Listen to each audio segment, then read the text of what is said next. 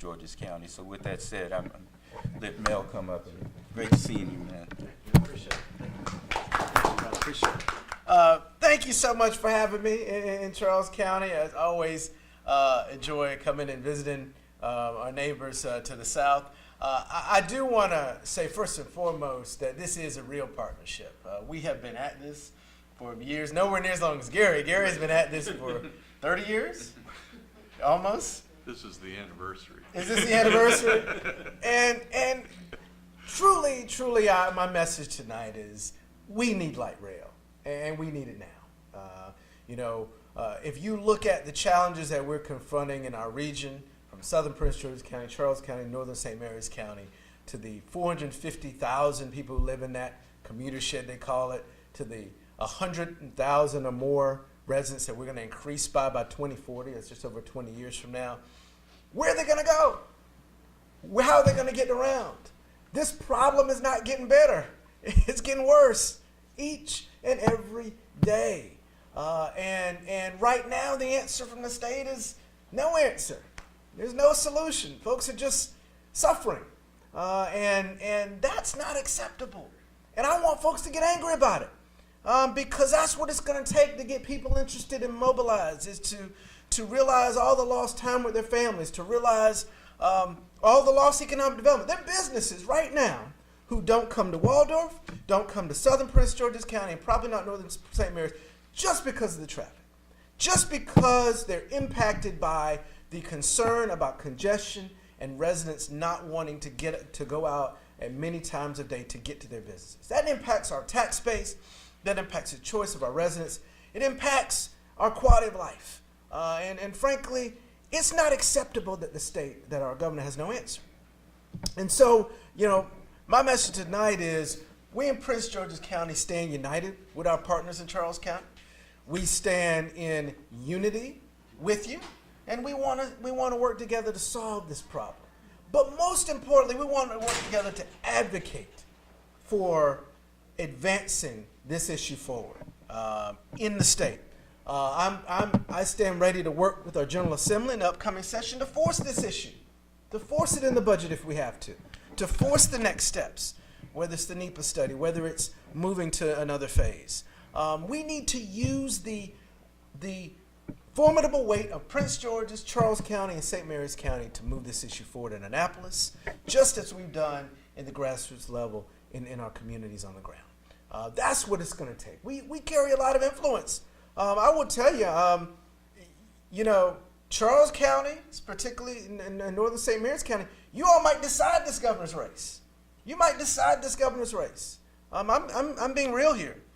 So this is the kind of issue where we have to leverage those votes, leverage that influence to get the job done. And I do agree that regardless of who wins the governor's race, I think it's no secret that I support Ben Jealous, but regardless of who wins, we are going to have to be organized and to advocate for this issue. I don't care if it's 10 people in here or 100 people. 10 people can change the world if we're organized and if we're angry enough and if we're willing to get out there and talk to folks and speak to our communities. And so that's really what we need to do. We stand ready to work with you in southern Prince George's County, South County as we call it. We did have almost 400 people there, and they're ready. They're still mobilized. They're ready to go.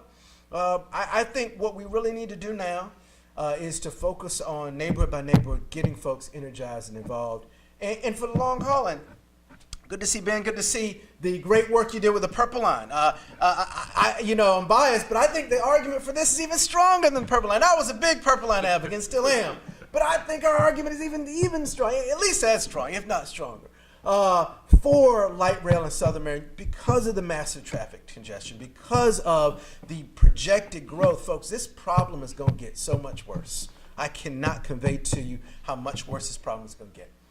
Each and every day it's getting worse. And we cannot dig and build roads to get ourselves out of this problem. I won't turn down a road project. Let me tell you, don't get me wrong, the governor. I'm not turning down any road projects, but that's not going to solve this problem.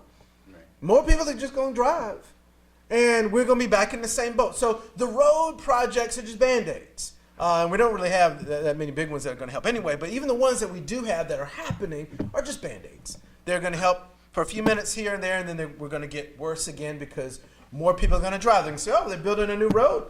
I wasn't driving before. I might have been carpooling. I'm going to get out in my car now and get out there. Who doesn't want the convenience of being able to come and go when you want? So that's not going to solve it. We have to give folks a different way to travel. Give people choice. Give people options. One of the things people like to do when we talk about rail is, oh, you're trying to force me out of my car. No, I'm not. I just want to give you an option, give you a choice. Right now, you got no choice but to get in your car and be stuck, for however many hours every day, depending on where you're leaving and coming from. I want folks to have a choice, and we want folks to have a choice. Get in your rail, get in the car, either way, but it will benefit all of us. Economic development, we talked about that. I'm all for making sure that our tax base grows in our region. This is a great place to live. Southern Maryland is a wonderful place to live. People want the lifestyle of being able to be, yes, near the District of Columbia, but also have our quiet lifestyle that we like. But we also want amenities. We also want convenience. Rail gives you that choice, gives you those options in a way that roads won't. So I stand united with you. I know Gary's going to talk in more detail about some of the very clear steps we need to take to move forward in terms of the actual project timeline. But this really is about political will. If we've got time to talk about toll lanes all over the Beltway and 295 and wherever else, we can move this project forward. This project would be moving at light speed if the governor was supportive of it. And so what we need is the governor to endorse this project. That's what we need. Thank you, Gary. Thank you. Appreciate it.